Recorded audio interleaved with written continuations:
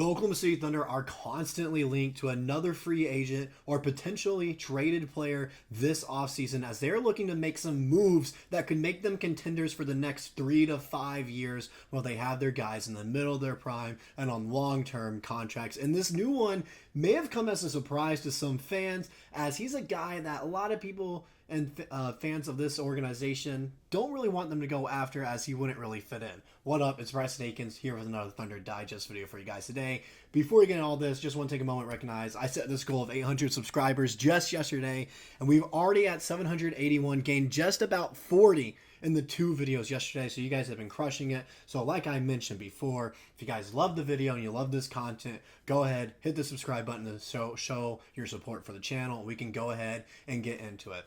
You guys probably saw it by the thumbnail, and yeah, it's true.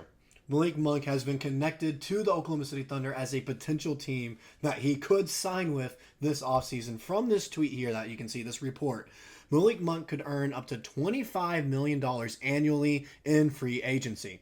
Monk, who is still only 26 years old, is set to be aggressively pursued by teams in need of additional shot creation and playmaking ability. Keep an eye on the Magic, Pistons, Thunder, and Sixers as potential fits.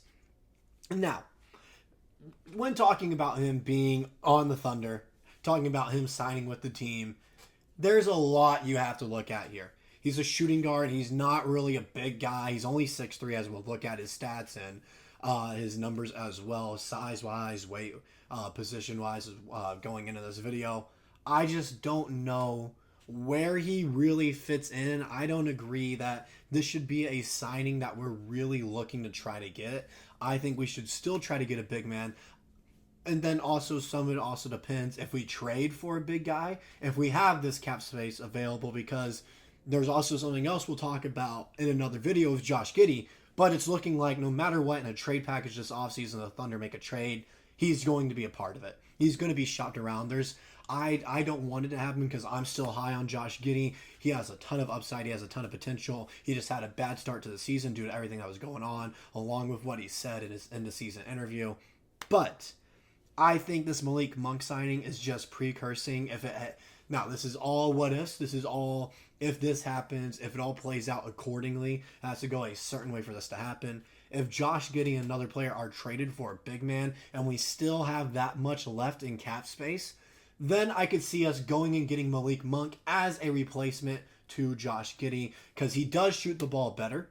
And his playmaking might not be on par, his passing ability, but it's the fact he can make shots, so it spaces out the floor a little bit more and doesn't require this one defender that can sit back and kind of let our shooting guard just take all these shots and just miss them all the time, because Malik Monk is a threat at the shooting guard position. And when you look at his stats, I mean, this season, he had a great year, just being honest, with 15.4 points per game, 2.9 rebounds, 5.1 assists. That was 34th in the league, and shot 44% from the field.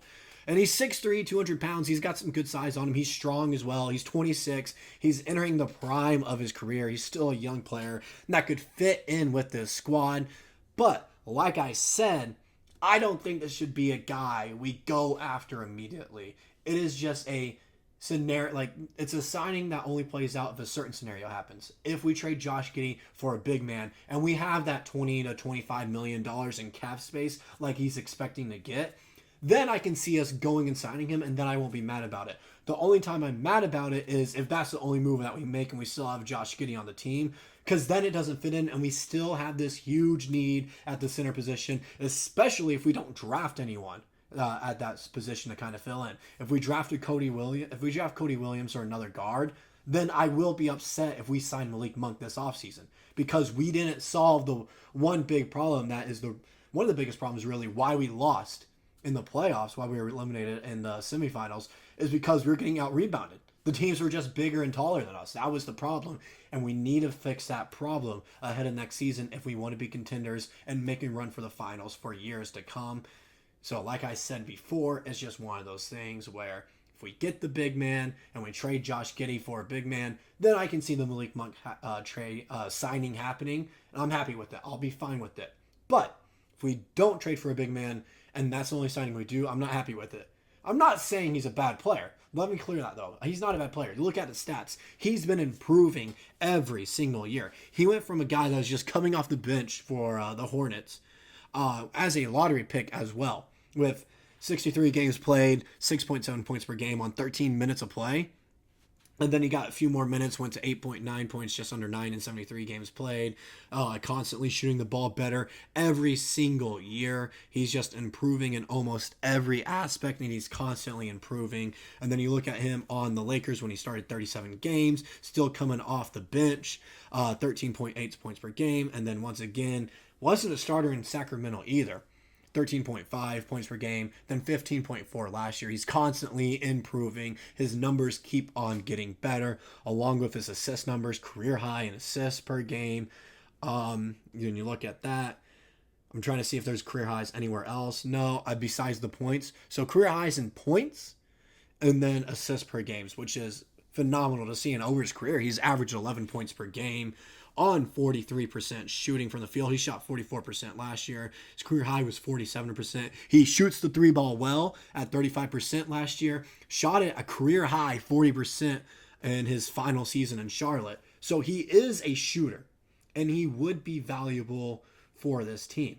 That's not what we're saying here. He would be valuable in a certain situation, because I think if Josh Giddey's no longer on the team, he's either our sixth man or he's a starter. It kind of depends who we get as a big man in the offseason. If we draft a rookie, I could see us signing Malik Monk, and then, yeah, I could see him being a starter then. I could see that. If we trade or sign a big-time big man like a Lauri Markkanen or an Claxton, Hartenstein even, I could see Malik Monk being a six-man and winning six-man of the year for us. I could see that. He's a very valuable player. He's one of the best bench players in the league, and he could be a starter for this team depending on a certain situation. And also, he has some playoff experience. It's not a lot. Let me get that out of the way.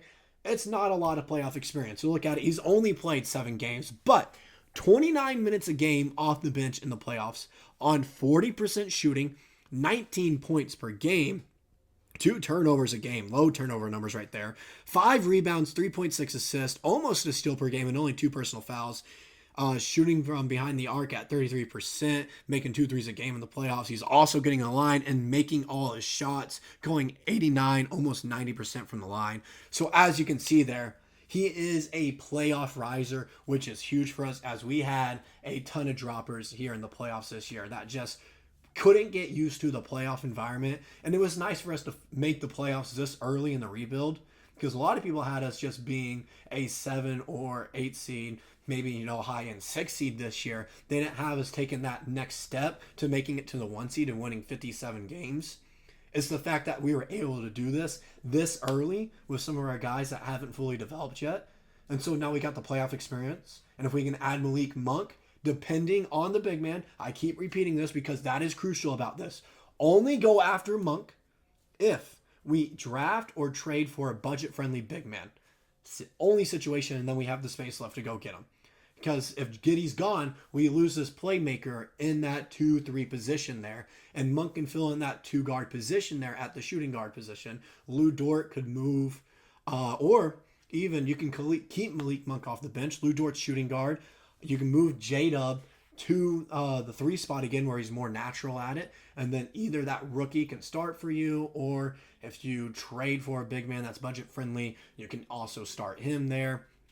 And there's just a lot of what ifs going into it if we do go after Malik Monk, because right now we're a front runner for it, is what that report said. I'll bring it up again right here. Keep an eye on the Magic, Pistons, Thunder, and Sixers as potential fits. It's just one of those things where it's like I said before, it's just one of those things. It all depends if Giddey is still on the team before the season starts. That's what it depends on. If he's off the team, you can expect us to try to get Malik Monk to fill in that spot, because that means we got a big man in a trade. If he's still on the team, though, I would not expect Malik Monk to be on the team. And if we do sign him with Giddey still on the team, I consider that a failure in free agency because that means we didn't get a big man. But that's all I got for this video. I'm interested in what you guys think of Monk as a player, and if you think he would be a fit in OKC regardless of if Giddey is on the team or not. And like I said before, if you enjoy the content, go ahead, hit the subscribe button. It's the best way to support the channel, and we'll see you guys in the next video.